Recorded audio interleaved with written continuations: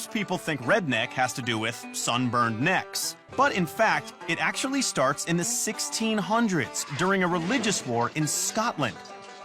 Protestant rebels signed manifestos in their own blood and then wore a red cloth around their necks to signify their rebellion.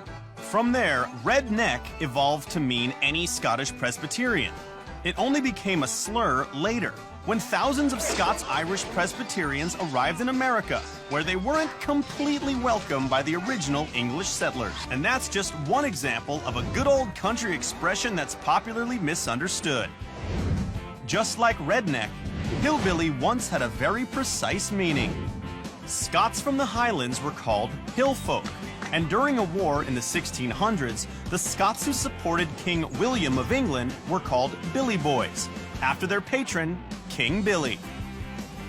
Hillfolk, who were also Billy Boys, were naturally called Hillbilly Boys, which was eventually shortened to hillbillies. The word followed them to America, and eventually even their music came to be called hillbilly music.